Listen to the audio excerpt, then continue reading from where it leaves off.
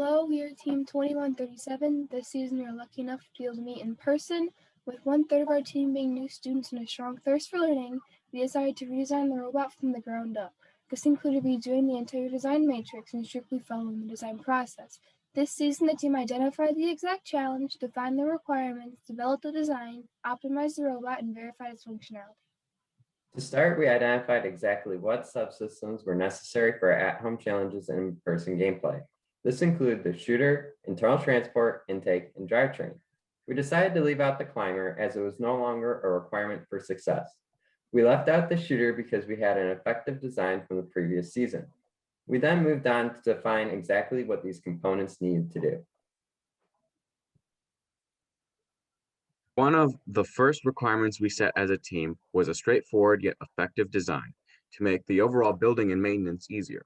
To define the requirements of each subsystem, we went through the rules and game to come up with our strategies. Some of our strategies include using a swerve drivetrain to better move around the field and using an open top internal transport to help the human player put power cells back into the robot during the skills challenge. During the off-season, we began working on our first attempt at a swerve prototype by safely passing parts for the drivetrain from house to house for different team members to work on. Once we got out of quarantine and into the build season, we rebuilt the swerve drive to be the base of our robot. After this, the team split into two groups for internal transport and intake to begin brainstorming. Every idea was input into a Pew matrix, which displayed what design effectively met our criteria. After prototyping, we packaged the designs, found conflicts, made the relevant fixes, and sent the designs to CAD.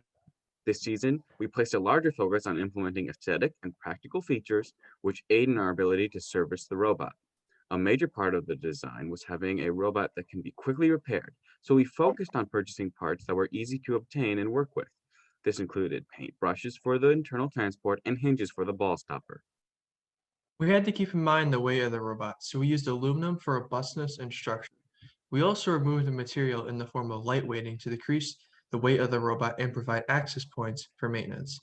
To create the most durable and simplest structural supports, we welded aluminum tubes to hold the major components on the robot. To make the robot easier to debug, we made the majority of our robot out of smoked polycarbonate and added LED strips as signal lights.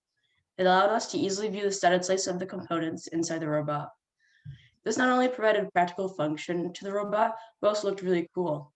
We also used state machines and follow-through code in the design programming structure, as well as tree topology for CAM, which helped us in the debugging process. After going through the initial prototyping process, we communicated between sub-teams and made several decisions to further optimize the robot's design. We removed the need to pivot the shooter by using the swerve drivetrain. To keep our center of gravity balanced, we located the battery in the middle of the robot. We also placed the battery higher where it would be more accessible. We needed to address a jamming issue with the intake, so we added belts to prevent the power cells from getting lodged between the motors and the rollers. Another optimization was we split the electrical board in half and installed a piano hinge, allowing us to quickly access electronics without completely removing the belly pan. We reduced complexity and increased effectiveness by removing the internal transport belts. Through prototyping, we found that power belts were inefficient for moving power cells when compared to a simple ramp. We also removed the photo eyes from the design and are instead using a current-based detection. The hood finds the home position accurately based on the current spike of the motor once the hood hits the hard stop. Another place the current detection is used is the intake. Using the detected spikes, it knows when a power cell is inside the robot. A focus was taken to make sure autonomous functions could be used throughout the entire match, like automated shooting in the driver control period. In previous years, we only used one limelight on a robot. For this season, we needed a way to detect both the target and the power cells. Our solution to this challenge was using two limelights, each one detecting one of the two elements on the field. Through testing, we found this to be an effective way to score an autonomous. We also ventured out to use new programming libraries such as odometry and pose estimation to track the position and movements of the robot. These proved to be critical this year with the at-home challenges because we needed to constantly know the robot's position on the field.